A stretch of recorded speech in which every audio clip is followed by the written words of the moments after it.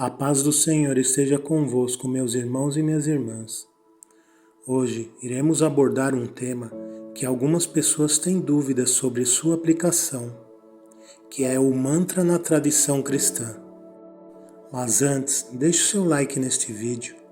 Caso ainda não esteja inscrito no nosso canal, peço que clique no botão inscrever-se e ative o sininho das notificações para sempre que eu postar um vídeo novo, você seja comunicado. Agora, sem mais delongas, vamos ao nosso assunto.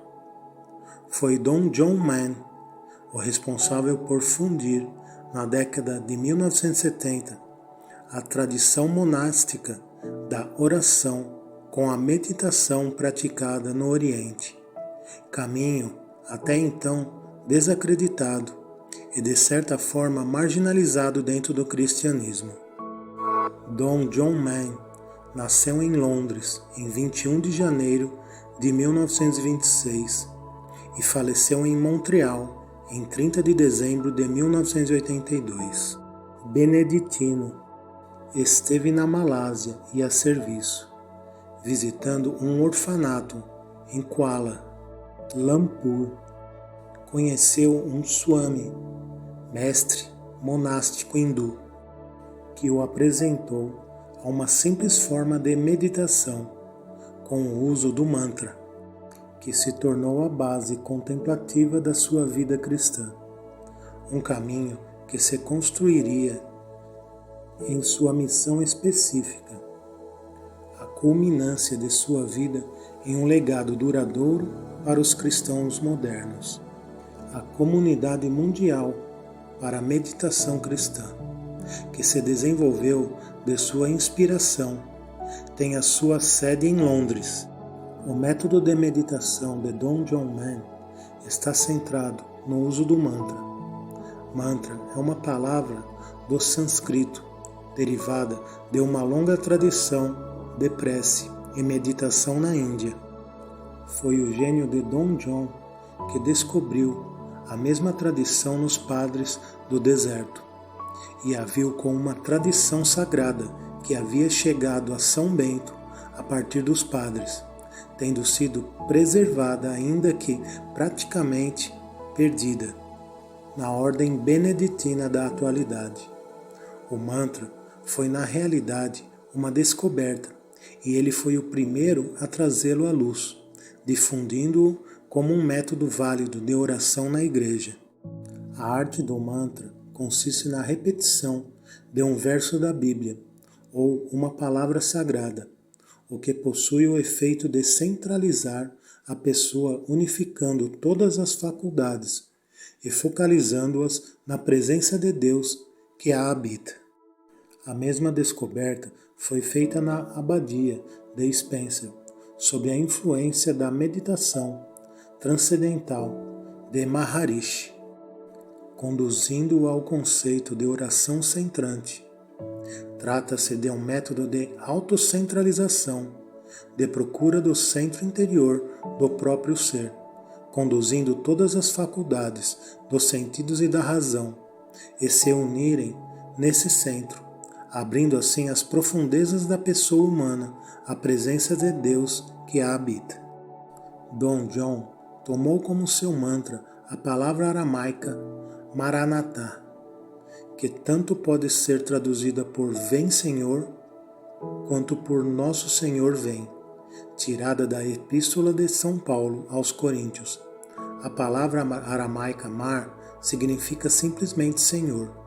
O sufixo an significa nosso, de modo que Maran, na verdade, significa Nosso Senhor. Podemos traduzir Maran-atá, Nosso Senhor vem, ou pode ser Maranatá, vem Nosso Senhor. Possivelmente a primeira seja a mais correta, simplesmente o Senhor está chegando. Esse mantra é uma das poucas palavras do aramaico, a própria língua de Jesus, que sobreviveram no Novo Testamento. As 6 palavras, quando Jesus levantou uma menina, ele disse: Talita cum, menina, eu te digo, levanta-te. E na cruz ele disse: Eloi, Eloi, lema sabachthani, Deus meu, por que me abandonaste? Exceção feita a essas palavras, tudo o que Jesus disse está traduzido em grego. Vocês sabem, isso é muito importante. Jesus falava aramaico.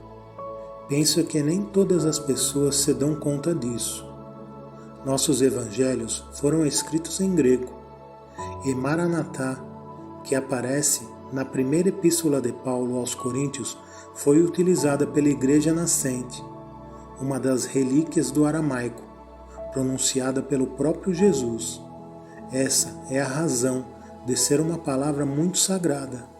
Maranatá, Nosso Senhor vem. Ao utilizarmos esta palavra, ela nos conduz de volta para além do próprio Novo Testamento, que foi escrito em grego. Devemos lembrar sempre que o Novo Testamento surgiu num período de aproximadamente 50 anos depois de Jesus, traduzido em grego. Ela nos conduz de volta para além do próprio Novo Testamento, que foi escrito em grego, a mais antiga tradição da Igreja, antes que ela tivesse emergido de sua matriz judaica. Toda a história da cristandade nascente evoluiu naquele mundo judeu. Jesus e seus discípulos falavam aramaico, adoravam no templo, iam à sinagoga e assim por diante. Então, no decorrer daquele século, começou a se disseminar entre os gentios, as pessoas de fora, e Paulo foi a principal influência desse processo de levar esta mensagem aos gentios. Paulo era um judeu que falava grego, de Tarso, e ele disseminou a mensagem em grego. As epístolas, tanto de Paulo como as outras, foram escritas em grego. Devemos nos lembrar que o próprio nome Jesus Cristo é uma tradução grega do nome aramaico ou hebraico, Joshua Meshia. Assim, toda a mensagem de Jesus foi transmitida através do grego para o mundo grego-romano e para uma outra cultura. Isto é importante. Foi o encontro de duas culturas. Evoluiu de uma cultura puramente judaica. Jesus pertencia integralmente àquele mundo judeu. Ele veio ao mundo não simplesmente de uma cultura qualquer, mas de dentro de uma determinada cultura judaica, que havia sido preparada por Deus ao longo dos séculos. O Evangelho evoluiu através dessa cultura e no decorrer dos séculos floresceu no mundo greco-romano. Então, ele se disseminou por toda a Europa e então para as Américas. Nós pertencemos a esse ciclo evolutivo que floresceu a partir da matriz judaica e gradativamente cresceu através do contato com diferentes culturas. Atualmente, essa religião judaica, greco-romana, europeia e americana está verdadeiramente entrando em contato com a Ásia, a Índia, a China e o Japão. É um grande momento da evolução do cristianismo. Não há dúvida que uma palavra como Maranatá possui uma qualidade especial que nos sintoniza com a mais antiga tradição cristã e nos conduz de volta às raízes da nossa religião. Dom John adotou essa tradição de prece que vem desde os padres do deserto e, em última análise, do Novo Testamento. Um dos mais profundos discernimentos na erudição do Novo Testamento é o que toda a vida de Jesus está centrada em volta de sua experiência do Abba. Jesus se refere a Deus como Abba, Pai, mas de uma maneira muito íntima, mais parecida a paizinho, tal como uma criança chama mãezinha, Abba. Jesus possuía um relacionamento íntimo com Deus, como Pai, ao passo que os judeus do Velho Testamento faziam o oposto. Javé era o Deus nos céus, e sua reverência era tanta que eles nem queriam chamá-lo pelo nome. Substituíam Javé por Adonai ou Senhor, pois era proibido dar nome a Deus. Ele estava a uma tal altura acima dos homens que havia um sentimento de temor do julgamento e uma percepção de que a lei precisava ser mantida a todo custo. Jesus foi diretamente além disso, para uma consciência íntima de sua completa união a Abba, seu Pai. Acredito que poderíamos dizer que Abba era o mantra de Jesus. Ele simplesmente vivia nessa intimidade com o Pai, como Abba. Sua vida se centrava nessa palavra e em tudo o que ele implicava.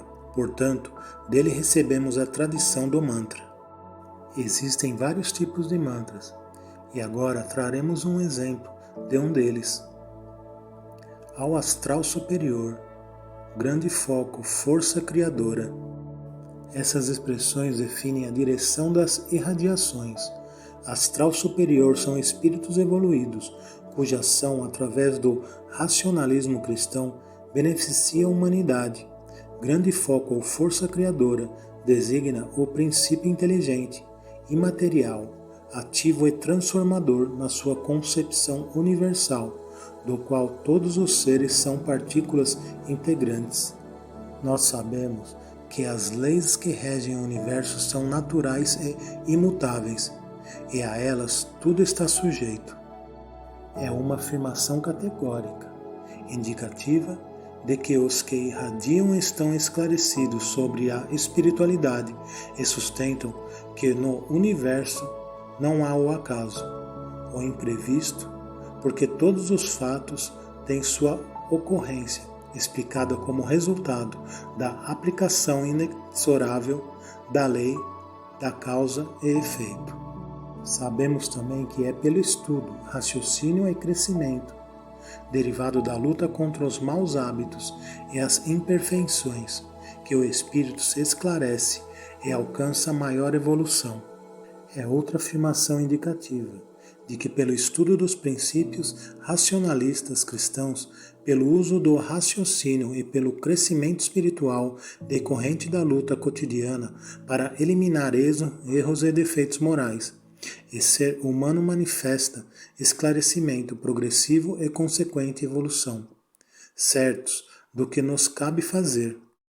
É a declaração que traduz o senso da responsabilidade no que concerne ao cumprimento dos deveres cotidianos, e pondo em ação o nosso livre-arbítrio para o bem. É o compromisso que o ser assume consigo mesmo de praticar o bem, visto que, sem esse propósito, as portas por onde penetram os maus pensamentos não estarão fechadas. O livre-arbítrio foi alcançado pelo espírito que raciocina com o fim de ser aplicado para o bem. Irradiamos pensamento aos espíritos superiores, desde que o objetivo é o de estabelecer contato com o astral superior. As irradiações se dirigem a esses espíritos evoluídos, pouco importando quais sejam, porque qualquer deles está animado de um só querer, que é ajudar a promover a evolução dos seres, para que eles nos envolvam na sua luz e fluidos. Assim como a limalha do ferro, atraída pelo ímã, fica debaixo da sua ação magnética, os seres unidos por vibrações aos espíritos superiores ficam igualmente sob a ação da sua luz e fluidos, fortificando-nos para o cumprimento dos nossos deveres.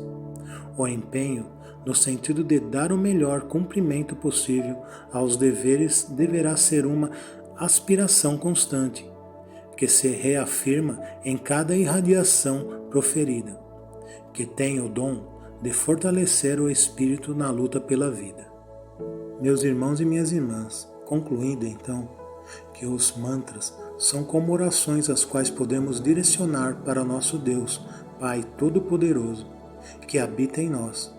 É uma forma também de nos conectarmos a Ele e buscarmos um relacionamento mais íntimo com o nosso Criador.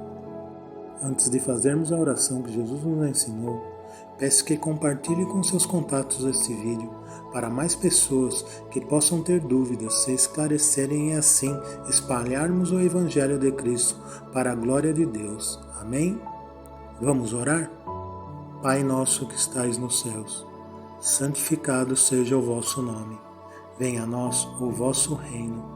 Seja feita a vossa vontade, assim na terra como nos céus. O pão nosso de cada dia nos dai hoje. Perdoai as nossas ofensas, assim como nós perdoamos a quem nos tem ofendido. E não nos deixeis cair em tentação, mas livrai-nos do mal. Pois teu é o reino, o poder, a honra e a glória para todos sempre. Amém? Deus abençoe. Fiquem com Deus. Minha gratidão especial a você que já está inscrito no nosso canal e a você que a partir de hoje irá se inscrever e nos acompanhar. Que Deus abençoe grandemente sua vida, sua casa e sua família. Gratidão e fiquem com Deus.